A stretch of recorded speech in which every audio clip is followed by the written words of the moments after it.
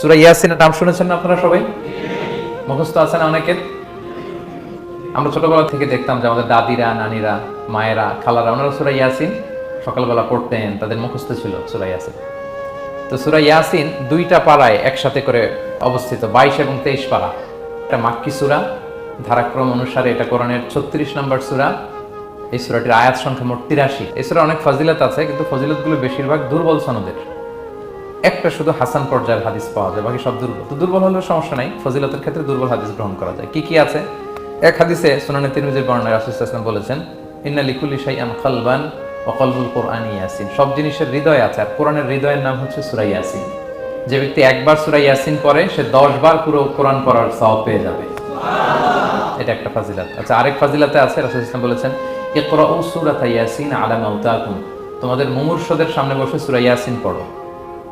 মৃত্যু পথযাত্রী এখনই মারা যাবে, অসুস্থ হয়ে পড়ে আছে, তাদের যাতে কষ্ট কম হয়, লাঘব হয়, রাসূল সাল্লাল্লাহু আলাইহি ওয়াসাল্লাম বলেছেন সূরা ইয়াসিন তার সামনে বসে পড়ো। কেন? এটা আমি সামনে বলবো।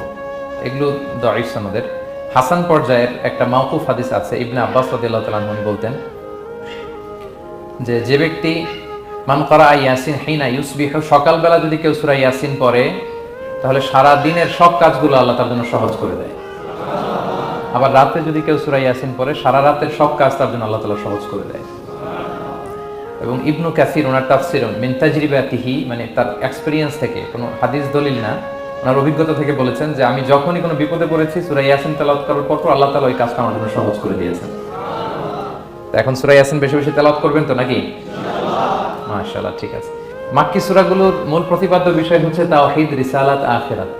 মাক্কি সূরাগুলো সাধারণত তাওহীদ, রিসালাত এবং আখিরাত নিয়ে কথা বলে। সূরা ইয়াসিনও তার ব্যতিক্রম নয়। এই সূরার মূল কথা তাওহীদ, রিসালাত এবং আখিরাত। বিশেষ করে পুনরুত্থান, পুনরুজ্জীবন, the concept of resurrection, life after death. মৃত্যুর পরে যে আবার আমরা জাগবো ঘুম থেকে, আবার জীবন হবে, আবার বিচার হবে, এটা বিশ্বাস হয় আপনাদের?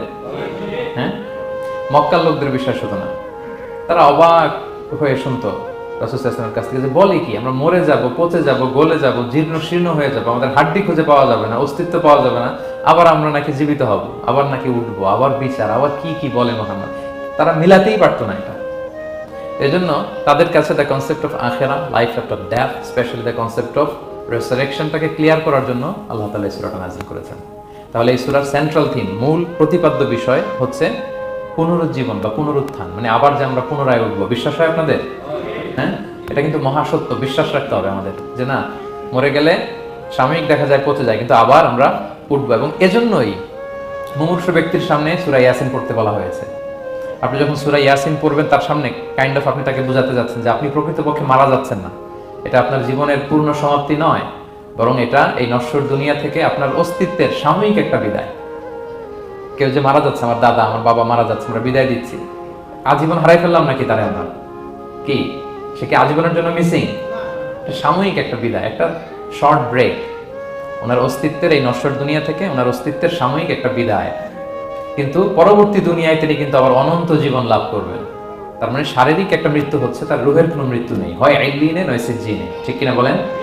আমাদের রুহগুলো কিন্তু মরে না, এটা আল্লাহর অর্ডারে ঢুকেছে, আল্লাহর অর্ডারে বের হয় ইল্লিনে নয় সিজ্জিনে। বিশ্বাসীদের রুহগুলো ইল্লিনে থাকে, আমাদের রুহগুলো যেন সেখানে থাকে, আমরা আল্লাহর কাছে কামনা করি, আমরা পড়ি আমিন।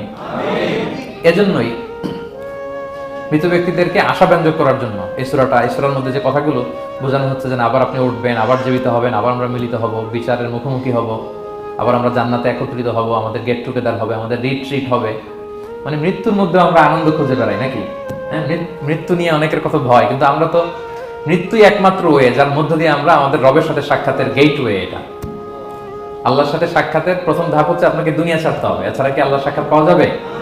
যাবে না। এজন্য মৃত ব্যক্তির সামনে আল্লাহর হাবিব সাল্লাল্লাহু আলাইহি ওয়াসাল্লাম রাহমাতুল লিল আলামিন মুহাম্মদ রাসূলুল্লাহ সাল্লাল্লাহু আলাইহি ওয়াসাল্লাম তিনি সূরা ইয়াসিন তেলাওয়াত করতে বলেছেন। তাহলে সেন্ট্রাল থিম ক্লিয়ার সবার কাছে না?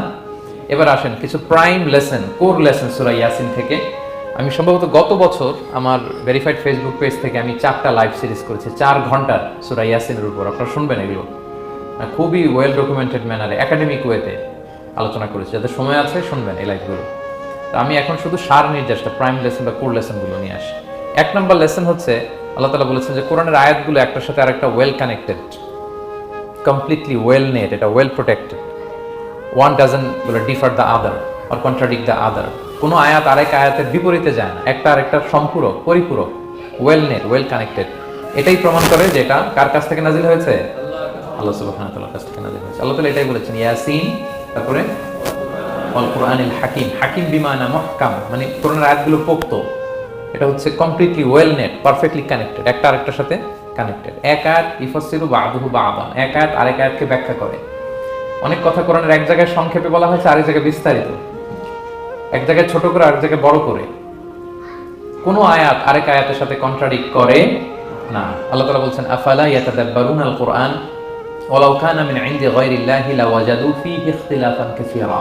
তারা কি কোরআন নিয়ে গবেষণা করবে না? এই কোরআন যদি আল্লাহ ছাড়া অন্য কারো কাছ থেকে নাজিল হতো, তাহলে তারা কোরআনের মধ্যে অনেক বিরোধ দেখতে পেত, পরস্পর বিরোধ, অনেক বিরোধ দেখতে পেত। কিন্তু কোরআনের ভেতরে এই পুরো 30 পারায় কোথাও কি এক আয়াতের সাথে আরেক আয়াতের কন্ট্রাডিকশন আছে? কোনো বিরোধ আছে বলেন? না, এটা ওয়েল নেট, ওয়েল কানেক্টেড। অন্য আয়াতে আল্লাহ বলছেন, লা ইয়াতিহিল বাতিলু মিন বাইনি ইয়াদাইহি ওয়ালা মিন খালফি। সামনে থেকে পেছন থেকে কোরআনে কোনো বাতিল অনুপ্রবেশ করতে পারে না, কারণ তানজিলু মিন হাকিমিন হামিদ, এটা প্রজ্ঞাময়, প্রশংসিত আল্লাহর পক্ষ থেকে এটা প্রোটেক্টেড একটা কিতাব নাজিল হয়েছে। ফলে এটা কিয়ামত পর্যন্ত প্রোটেক্টেড থাকবে। এক আয়াত আরেক আয়াতের ব্যাখ্যা করে দেয়, এটা হচ্ছে একটা ব্যাখ্যা। আবার আল কোরআনিল হাকিম মানে হচ্ছে বিজ্ঞানময় কোরআন। কোরআনের মধ্যে অনেক বিজ্ঞানের কথাও আছে। শুধু বিজ্ঞান নিয়ে কি আছে, প্রায় 1.5 ঘন্টার লেকচার আছে আমার। Scientific indications of the holy Quran, cosmic symbols, natural phenomena, cosmology, embryology, morphology, blah blah blah, অনেক কিছু। কিভাবে এই পানি উপরে যায়, ওয়াটার সাইকেল, হাইড্রোলজিক্যাল সাইকেল, বৃষ্টি হয়, সূর্য কিভাবে ডুবে ওঠে, চাঁদ, তারপর মহাবিস্ফোরণ, বিগ ব্যাং থেকে শুরু করে মায়ের পেটে বাচ্চার ভ্রূণ কিভাবে ডেভেলপ করে, যত কসমিক সিম্বল আছে কোরআনে, এটা নিয়ে আমার 1.5 ঘন্টার একটা কোরআনের সাইন্টিফিক ইন্ডিকেশনাল লেকচার আছে। তো সেদিকে আমি যাব না। তো কোরআনুল হাকিমের 2টা ব্যাখ্যা হয়। এক হচ্ছে মুহকাম, মানে কোরআনের আয়াতগুলো প্রোটেক্টেড, কানেক্টেড। আরেকটা হচ্ছে কোরআনের আয়াতগুলো বিজ্ঞানসম্মত, বিজ্ঞানের সাথেও কন্ট্রাডিকশন করে না। কিছু যদি অমিল থাকে, বিজ্ঞানের অপেক্ষা করা উচিত। বিজ্ঞান সামনে আরো শিখবে, আরো জানবে, আরো ডেভেলপ হবে, তখন বারবার বিজ্ঞানের মাথা কোরআনের দিকে নিচু হয়ে আসবে। ঠিক কিনা বলেন? যত দিন যায় সহজ হয় কোরআন বোঝা আমাদের জন্য। বিজ্ঞানের আবিষ্কারের কারণে কোরআন বোঝা সহজ হয় এবং মিলে যাচ্ছে সবকিছু। তাহলে এটা হচ্ছে 1 নম্বর লেসন সূরা ইয়াসিন থেকে, যে কোরআনের সব ভার্সেস গুলা আর পারফেক্টলি কানেক্টেড, ইন্টারকানেক্টেড। 1 নম্বর। তো 2 নম্বর হচ্ছে সূরা ইয়াসিনের 10 নম্বর আয়াতে আল্লাহ তাআলা বলেছেন, ওয়াসাওয়াউন আলাইহিম আনযারতাহুম আম লাম তুনজিরহুম লা ইউমিনুন। হে নবী, আপনি তাদেরকে ওয়ার্নিং দেন আর না দেন, সমান সমান, কাজ হবে না। এর কারণ হচ্ছে, জেনে বুঝে যদি কেউ সত্যকে প্রত্যাখ্যান করে, তার অন্তরে আল্লাহ মোহর মেরে দেন। জেনে বুঝে সত্যকে প্রত্যাখ্যান করলে, আমি বুঝি নাই, আমি শুনি নাই, আমি জানি নাই, এটা আল্লাহ মাফ করবে। আমি কনভিন্স হই না, এই জন্য মানতেছি না, কিন্তু আমি জানি এটা সত্য, এরপরেও যদি সত্যটা গ্রহণ না করি, তাহলে কার মুক্তি আছে বলেন তো? না, তাহলে মুক্তি নেই। এজন্য যারা সত্যান্বেষী তাদেরকে আল্লাহ পছন্দ করেন। ভুল করে না এরকম কোনো মানুষ নাই পৃথিবীতে। সবাই আমরা ভুল করি, সবার ভুল হয়, এটাতে কোনো অসুবিধা নেই। কিন্তু জেনে আমি সত্যকে মানবো না, এটা আল্লাহ কখনো মেনে নেয় না। অন্য আয়াতে সূরা বাকারা আল্লাহ বলছেন, খতামাল্লাহু আলা কুলুবিহিম ওয়া আলা সামঈহিম ওয়া আলা আবসারিহিম গিশাওয়া ওয়া লাহুম আযাবুন আযীম। যারা জেনে বুঝে সত্যকে মানে না, নেগলেক্ট করে, তাদের অন্তরে আল্লাহ সিল গালা মেরে দিয়েছে, কর্ণকুহরে ছিপি ঢুকিয়ে দিয়েছেন, চোখের সামনে পর্দা, কিছু দেখে না। কারণ ওরা সত্যটা মানতে চায়, নিয়তি করে ফেলছে যে আমি মানবো না।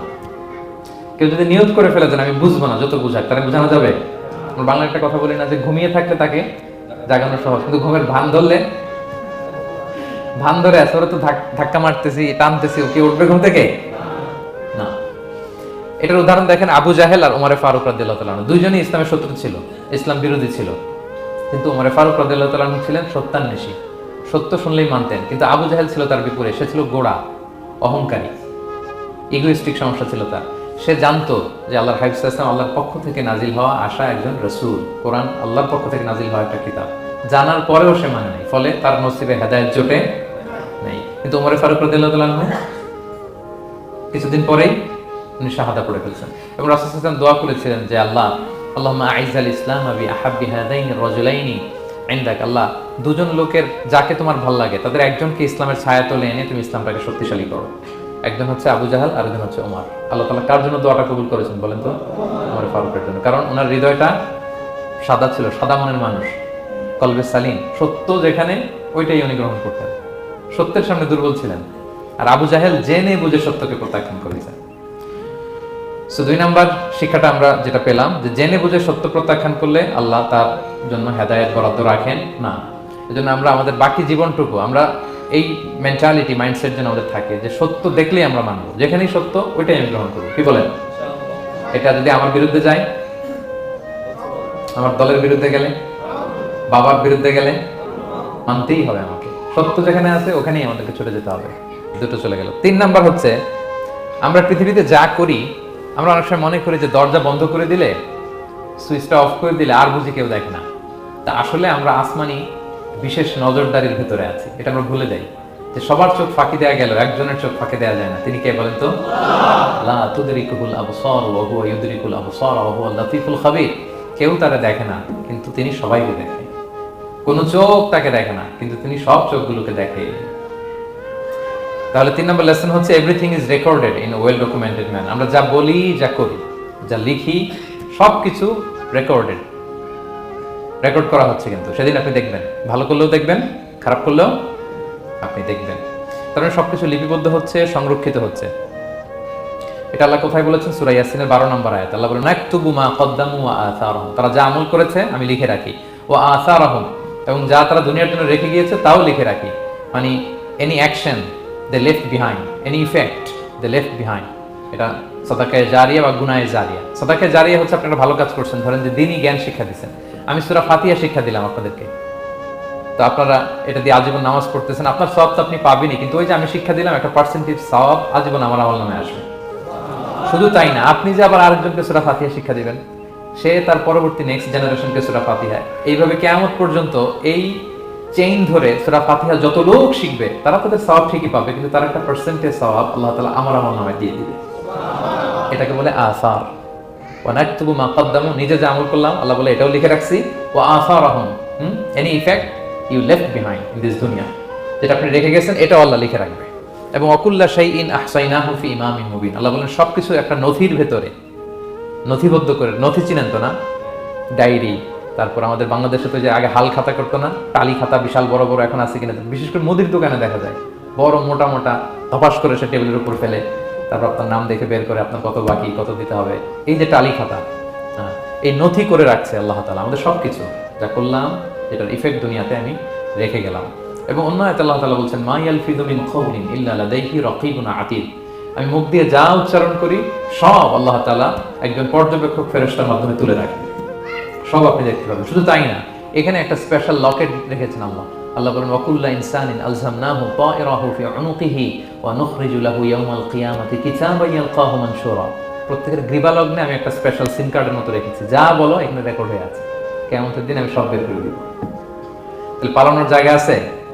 That means we are under surveillance, 24/7 আল্লাহ তাআলা মনিটর করছেন। এবং এই বিশেষ আসমানি নজরদারি থেকে আমরা কেউই মুক্ত না। তাহলে লাইট বন্ধ করে দিলেন, দরজা আটকে দিলেন, কেউ দেখে না, না? কেউ যেটা দেখে না সেটা দেখেন কে? আচ্ছা, 3টা জেনে গেলাম। 4 নম্বরে হচ্ছে পৃথিবীতে সব নবীরা এক মিশন এবং ভিশন নিয়ে এসেছে। সব নবীরা লা ইলাহার দাওয়াত দিয়েছে, তাই না? এক আল্লাহর দাওয়াত দিয়েছে। আচ্ছা, কখনো কি এমন হয়েছে কোন নবী এসে বলছে যে আল্লাহ একজন, আবার আরেক নবী এসে বলছে না আল্লাহ 2-3 জন হইতে পারে? হ্যাঁ, বলছে? কোন নবী এসে বলেছে মৃত্যুর পর এক জীবন আছে, হিসেব দিতে হবে, পাই টু পাই হিসেব হবে? আরেকজন বলছে না, এরকম নাও থাকতে পারে। এরকম এক নবী এক কথা, আরেক নবী আরেক কথা হয়েছে? এগুলো নবীদের মধ্যে হয়, কবিদের মধ্যে হয়। এক কবি এক কথা বলে, আরেক কবি, এক দার্শনিক এক কথা বলে, আরেক দার্শনিক আরেক কথা, এক রাজনীতিবিদ এক কথা, আরেক রাজনীতিবিদ আরেক। এদের মধ্যে ধাক্কাধাক্কি হয়, কিন্তু নবীদের মধ্যে কথার মধ্যে এগুলো আছে? কারণ তারা মন গড়া কথা বলে না। ওমা ইয়ানতিকু আনিল হাওয়া ইন হুয়া ইল্লা ওয়াহয়ু ইউহা। তাদের কথা আসে একটা হেডকোয়ার্টার থেকে। হেডকোয়ার্টারটা কার? আসমানি রেভেলেশনের বেসিসে ওনারা কথা বলেন। মন গড়া কোনো নবী কোনো কথা বলেন না। তাহলে 4 নম্বর শিক্ষা হচ্ছে সব নবীর মিশন ভিশন এক। এজন্য তাদের মধ্যে একটা কোঅপারেশন ছিল। সূরা ইয়াসিনে চমৎকার একটা ঘটনা আছে।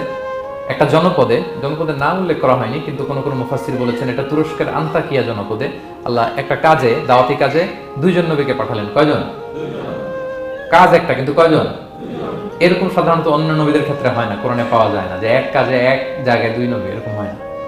এক্সেপ্ট মুসা আলাইহিস সালাম, ওনার কথা বলার জড়তা ছিল, তিনি আল্লাহকে বলেছেন আল্লাহ আমাকে যেই তাওরাত দিয়ে পাঠালেন আমি তো কথা ক্লিয়ারলি বলতে পারি না, জড়তা মামলিং হয় আমার মুখে। তো আমার ভাই আখি হারুন আফসাহু মিন্নি লিসান, ও আবার খুব ফ্লুয়েন্ট ছিল।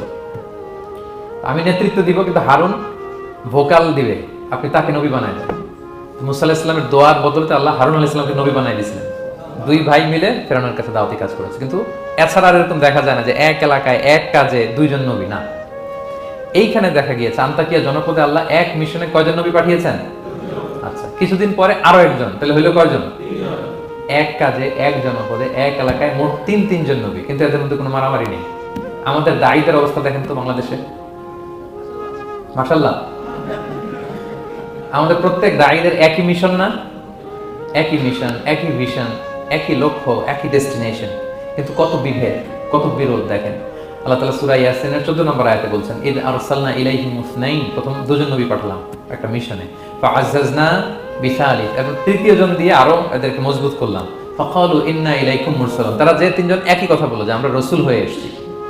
তাহলে দেখেন নবীদের মধ্যে পারস্পরিক শ্রদ্ধা ছিল, বড় নবী ছোট নবী, প্রধান বক্তা দ্বিতীয় বক্তা তৃতীয়, এগুলো ছিল না। এই তিন নবীর মধ্যে প্রধান নবী দ্বিতীয় নবী তৃতীয় নবী আছে নাকি? না, তিনজন একই মিশনে একই ভিশনে কোঅপারেশনে তারা এগিয়ে গিয়েছে।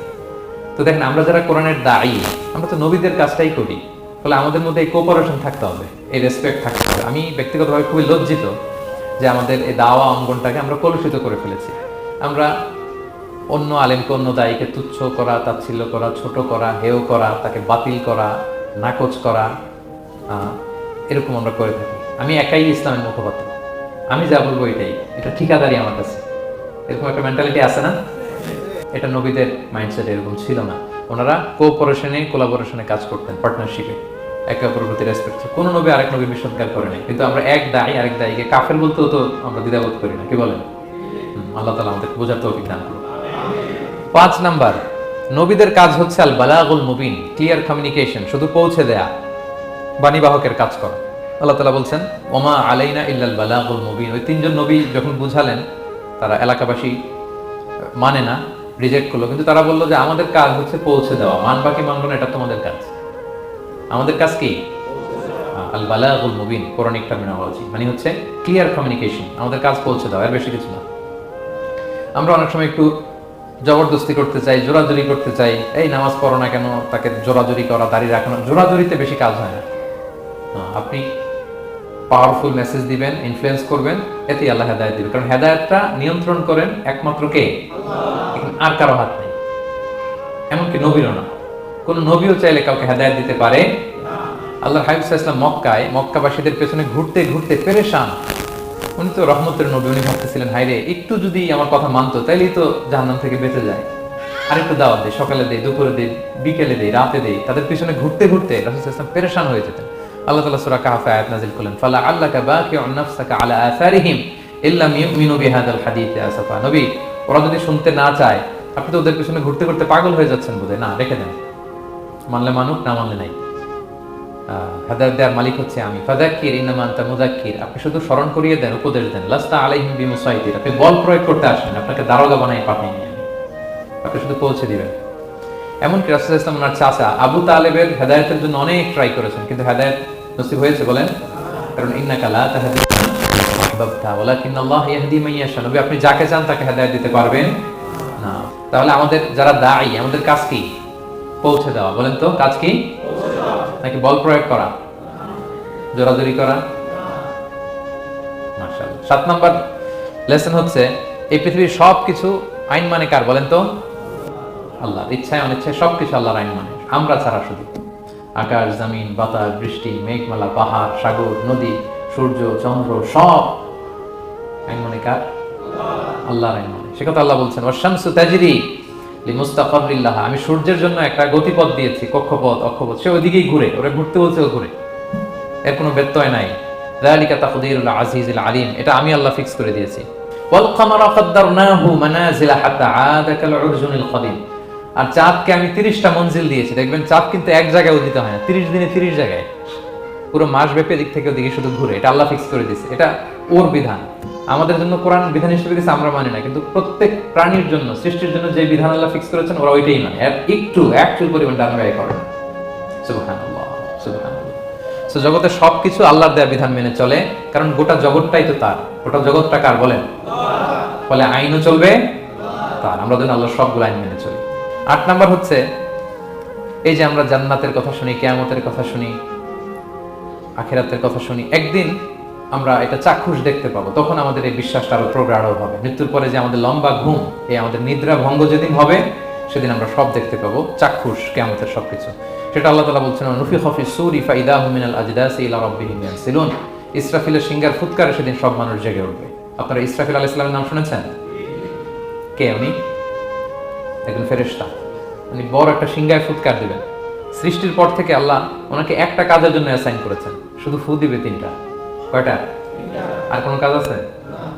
দ্যাটস ইট, শুধু 3টা ফু দিবে 3 বারে। ঠিক যে মুহূর্তে আপনারা এখন কথা শুনছেন, এই মুহূর্তে উনি ওই ট্রাম্পিট সিংহা নিয়ে আরশের দিকে তাকায় আছে, কখন আল্লাহর আদেশ আসে, 1 সেকেন্ডের জন্য দেরি না, চোখের পলক যাতে দেরি না হয়ে যায়, তাকিয়ে আছে। ফুৎকার দিবে তো কবর থেকে মানুষগুলো উঠবে। মিনহা খালাকনাকুম ওয়া ফিহা নুঈদুকুম ওয়া মিনহা নুখরিজুকুম তারাতান উখরা।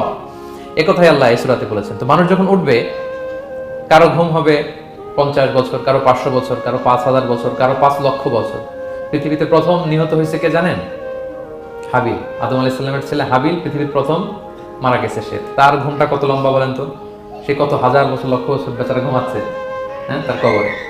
তো এই সব সিংহার ফুৎকারে সব কবর থেকে উঠবে। ক্বালু ইয়া ওয়াইলানা মান বাআসানা মিন মারকাদিনা হাযা। কি রে, কে ভাঙালো এই লম্বা ঘুমটা? সবাই তো ঘুমাচ্ছিলাম। হাযা মা ওয়া'আদার রহমান। ফেরেশতারা বলবে, এইটাই সেই দিন যেটা বিশ্বাস করো না এই দুনিয়াতে। ওয়াজ নসিহত হইলে তো তোমরা মানতা না, বলতা এগুলো কিছু নাই। আজকে সেই দিন। সাদাকাল মুরসালুন। রাসূলরা সত্যই বলেছেন, ওই দিন মানুষ চাক্ষুষ কিয়ামতকে অবলোকন করবে। 9 নম্বর শিক্ষা হচ্ছে, তখন আল্লাহ তাআলা বিচার প্রতিষ্ঠিত করবেন। ওই বিচারে আল্লাহ কাউকে ঠকাবেন না। বলেন তো, আল্লাহর বিচারে কোনো পার্সিয়ালিটি আছে? কোনো ঘুষ দেওয়ার সিস্টেম, স্বজনপ্রীতি আছে না? এই কথা আল্লাহ বলেছেন সূরা ইয়াসিনের 54 নম্বর আয়াতে, ফাল ইয়াউমা লা তুযলামু নাফসুন শাই। কোনো জুলুম হবে না। ওয়া তুজজাউনা ইল্লা মা কুনতুম তা'মালুন। যে যা করেছো ওইটারই প্রতিদান পাবে। এমন না যে আপনি করছিলেন খুব ভালো কিন্তু আপনি পান নাই, এটা হবে না। যার যে রিওয়ার্ড পাওয়ার কথা ওইটাই পাবেন, কারণ আল্লাহ জুলুম করেন না। ওমা আনা বিযাল্লামিল লিল আবিদ। আল্লাহ বলে, আমি আমার বান্দার প্রতি বিন্দু পরিমাণ জুলুম করি না। ওয়া নাদউল মাওয়াজিনাল কিসতা লিয়াউমিল কিয়ামা ফালা তুযলামু নাফসুন শাইআ। সেদিন আমি ন্যায় বিচারের মানদণ্ড স্থাপন করব, ওখানে একটা চুল ফেললেও এটা ওজন নাই। ফামান ইয়ামাল মিসকালা যাররাতিন খায়রান ইয়ারা ওয়া মান ইয়ামাল মিসকালা যাররাতিন শাররান ইয়ারা। অনুপরিমাণ ভালো করলে ভালো পাবেন। এই যে সে লিল্লাহি তাকবীর বলছে, সওয়াব হইছে না? সে ওই দিন আমলনামায় দেখবে, কি রে, অমুক এক মাহফিলের মধ্যে আমি লিল্লাহি তাকবীর বলছিলাম, এইটার এতগুলা সওয়াব। তারপরে যে আপনারা আল্লাহু আকবার বলছেন, এতে সওয়াব হইছে না? এরকম ছোট্ট ছোট্ট প্রতি মুহূর্তে একজন রাস্তা চেনে না, রাস্তা দেখাই দিলেন, একজন একটা ভালো উপদেশ দিলেন। এইভাবে ছোট্ট ছোট্ট যত ভালো কাজ সব পাবেন, ছোট ছোট খারাপ কাজ সব সেদিন পাবেন, কোনো জুলুম হবে না। আচ্ছা, 10 নম্বর শিক্ষা হচ্ছে, যারা জান্নাতে যাবে, জান্নাতের একটা ফিচার হচ্ছে, মেজর ফিচার, জান্নাতে যে জান্নাতীরা যা চাবে তাই পাবে, কোনো না নাই সেখানে, যার যেটা মনে চায়। এটা সূরা ইয়াসিনের 57 নম্বর আয়াতে আল্লাহ বলেছেন, লাহুম ফিহা ফাকিহা ওয়া লাহুম মা ইয়াদউন। সেখানে অজস্র অঢেল সুস্বাদু মুখরোচক ফলমূল থাকবে। দুনিয়াতে এক ফলে এক মজা। আনারসের মজা তরমুজে নাই, তরমুজের মজা আমে নাই, আমের মজা বাঙ্গিতে নাই, বাঙ্গির মজা কাঁঠালে নাই, কাঁঠালের মজা ডুরিয়ানে নাই। যেইটা খাবেন ওইটা স্বাদ। জান্নাতে এক ফলের ভেতরে 1000 রকমের স্বাদ আল্লাহ ঢুকাই দেবে।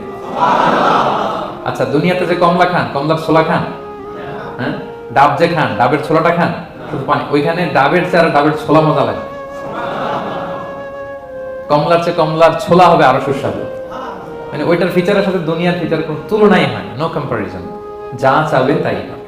ইয়াসিনের 11 নম্বর শিক্ষা হচ্ছে, সেদিন নিজের হাত পা নিজের বিরুদ্ধে সাক্ষী দিবে যারা জাহান্নামে যাবে। কারণ জাহান্নামীরা বলবে না, আল্লাহ করি নাই, তোমার ফেরেশতারা ভুলে লিখছে, আল্লাহ আরেকজনের আমলনামা আমার দিয়ে দিছে, এই অনেক ধরনের অজুহাত। তখন আল্লাহ তাআলা তার মুখটাকে সিলগালা করে দিবেন। ফালিয়াউমা নাখতিমু আলা আফওয়াহিহিম ওয়া তুকাল্লিমুনা আইদিহিম ওয়া তাশহাদু আরজুলুহুম বিমা কানু ইয়াকসিবুন। আল্লাহ বলে, তোমার মুখ আমি সিলগালা করে দেব, হাত কথা বলবে, তখন পা সাক্ষী দিবে কোথায় যে পাপটা করছেন। আপনি অবাক হন, কি রে, এই হাতে তো কত আংটি পরলাম, এরপর কত লোশন মাখলাম, হ্যাঁ, কত সুন্দর বডি ওয়াশ দিয়ে হাতটাকে ক্লিন রাখলাম, তারপর হাতের মধ্যে গ্লাভস পরলাম, হাত পা কত যত্ন আমি নিলাম। এই হাত পা আমার বিরুদ্ধে কথা বলে, রাগে মানুষ বলবে, ওয়াকালু লিজুলুদিহিম লিমা শাহিদতুম আলাইনা, কি রে আমার বিরুদ্ধে কথা বলিস কেন? তো হাত পা বলবে, ক্বালু আনতাকানাল্লাহ আল্লাযী আনতাকা কুল্লা শাই। ওই আল্লাহ আজকে আমাকে কথা বলার সুযোগ দিয়েছে, যে আল্লাহ চাইলে যে কাউকে, যে কোনো সৃষ্টিকে কথা বলার সুযোগ দিয়ে থাকে। পাথরকে আল্লাহ জবান দিতে পারে, দিয়েছেন। রাসূল সাল্লাল্লাহু আলাইহি ওয়াসাল্লাম মক্কার শিয়াবদের মধ্য দিয়ে যখন হাঁটতেন, অনেক পাথর রাসূল সাল্লাল্লাহু আলাইহি ওয়াসাল্লামকে সালাম দিয়ে বলেছেন, আসসালামু আলাইকা ইয়া নবী আল্লাহ, হে আল্লাহর নবী আপনাকে সালাম। কে দিয়েছে সালাম? পাথর। মরা খেজুর গাছ কেঁদে উঠেছে নবীর জন্য, তার মানে এগুলোর ভিতরে প্রাণের সঞ্চার করেছেন কে? আল্লাহ। সেদিন হাতের ভেতরে আল্লাহ তাআলা কথার শক্তি দিবেন। আপনার হাত আপনার বিরুদ্ধে, পা বিরুদ্ধে, আপনার বডি আপনার বিরুদ্ধে সাক্ষী দিবে। সো খবরদার, অতটুকু পাপ করি যতটুকু পাপের শাস্তি বহনের ক্ষমতা আমার আছে, একটু হিসাব মিলিয়ে নিই আমরা। 12 নম্বর লেসন হচ্ছে যে আমরা শক্তিশালী হই, ছোট থেকে বড় হই, এরপরে আবার দুর্বল হয়ে যায়। আল্লাহ বলেন, ওমান নুআম্মিরহু নুনাক্কিসু ফিল খালকি আফালা ইয়াকিলুন। আমি যখন কারো বয়স বাড়িয়ে দেই, তাকে আবার দুর্বল করে দেয়। এটাই জীবন চক্র। দেখেন, শৈশব দিয়ে শুরু, তারপর কৈশোর, তারুণ্য, যৌবন। যৌবনের কথা চিন্তা করতে বেশিরভাগ যুবক কি শক্তি গায় না, যা খায় ওইটাই হজম হয়ে যায়। ওভারটাইম করতে পারি, লাগাতার কাজ করতে পারি, মানে অনেক ক্যাপাসিটি। কিন্তু সেই আপনি যখন 60, 70, 80-তে যাবেন, আর পারা যায় না। তখন একটা লাঠি লাগে। কি লাগে?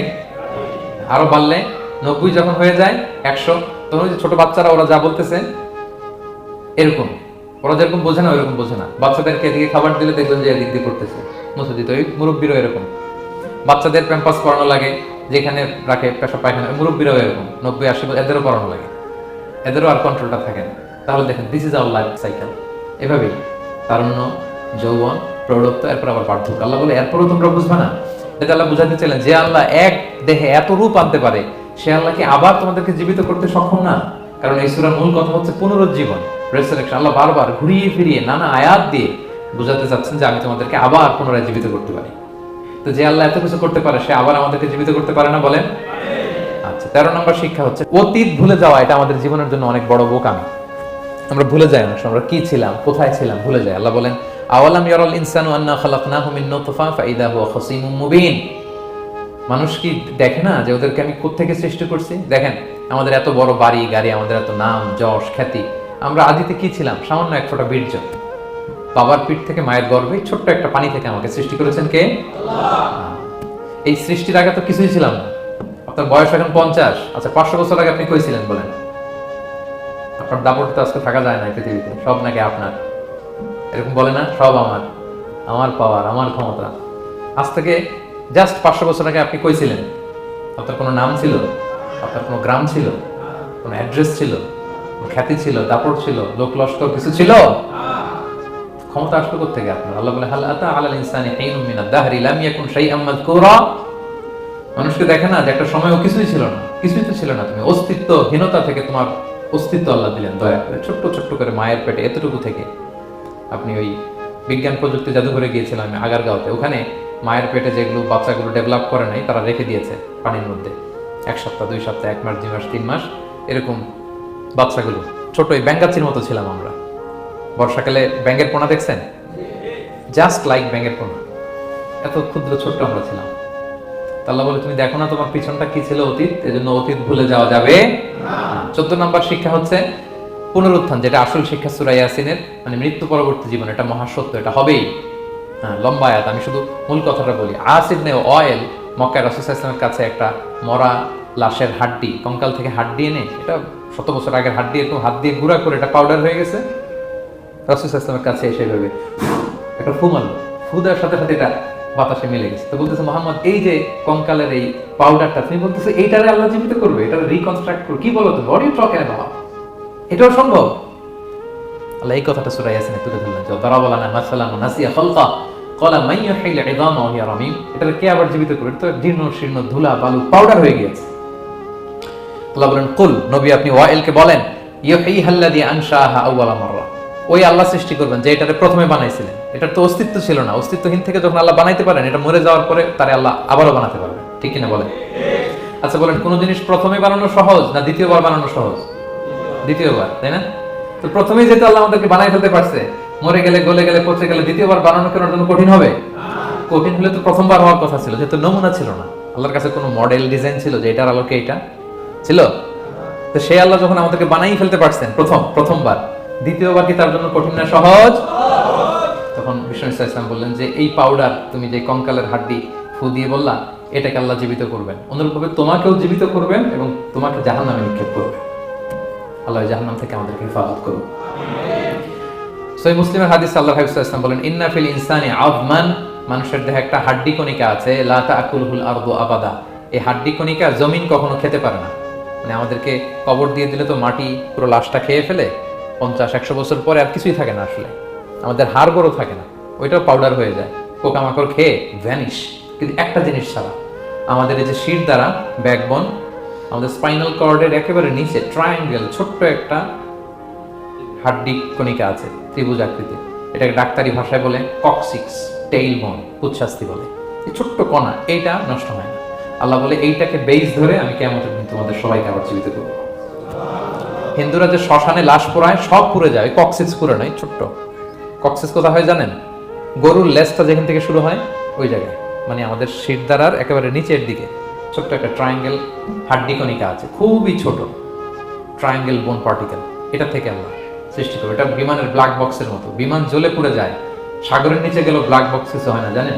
যে MH কত 370, ওই যে ডুবলো, যে ভারত মহাসাগরের নিচ থেকে 3 দিন সিগন্যাল দিচ্ছিল ব্ল্যাক বক্স, এরপর এটার ব্যাটারিও নাই, আর দিতেও পারে নাই, দেখেন সব ধ্বংস হয়ে যায়। ব্ল্যাক বক্স থেকে বিমানের সর্বশেষ কি হয়েছিল ইনফরমেশন গুলো পাওয়া যায়, ওইটা নষ্ট হয় না সাধারণত বিমানে। এই আল্লাহ তাআলা এই ব্ল্যাক বক্স দিয়ে দিয়েছেন আমাদের পেছনে, আজবুল জানাব, এখান থেকে আল্লাহ তাআলা সেদিন আমাদেরকে রিকনস্ট্রাক্ট করবেন। তাহলে পুনরুত্থান, আবার যে আমরা জীবিত হবে, এটা বিশ্বাস হয় আপনাদের? হয়। এটা করতে আল্লাহ কিছুই লাগে না, শুধু কুন বললেই হয়ে যায়। কি বললে? এই কুন কথা দিয়ে আল্লাহ তাআলা শেষ করেছেন সূরা ইয়াসিন। আল্লাহ বলেন যে আল্লাহর যে অসীম ক্ষমতা, এটা শুধু কুন বললেই হয়। ইন্নামা আমরুহু ইযা আরাদা শাইআন আইয়াকুলা লাহু কুন ফায়াকুন। কুন হও, ফায়াকুন হয়ে যায়, বি ইট ওয়াজ, হও বলতে হয়ে যায়। তাই বলে কি আল্লাহ হও বলাটাও জরুরি না, তিনি হও বলারও মুখাপেক্ষী না। দুনিয়াতে আমাদের বোঝানোর জন্য তিনি বলছেন যে আমি কোন বললেই হয়ে যায়, আমার কোনো বলা লাগে না, চিন্তা করা মাত্রই হয়ে যায়। ফাআলুল লিমা ইউরিদ, তিনি যা ইচ্ছা তাই করতে পারেন। সো সে আল্লাহকে যেন আমরা ডাকি, তার কাছে যেন আমরা ফরিয়াদ করি, আমাদের মনের আকুতি, চাহিদা, প্রার্থনা তার কাছে যেন আমরা নিবেদন করে পেশ করি। আল্লাহ তাআলা আমাদের সবাইকে কথাগুলো বোঝার ও আমল করার তৌফিক দান করুন। হাযা মা ইনদি ওয়াল ইলমু ইনদাল্লাহি আলাইহি তাওয়াক্কালতু ওয়া ইলাইহি উনীব। আসসালামু আলাইকুম ওয়া রাহমাতুল্লাহি ওয়া বারাকাতুহু।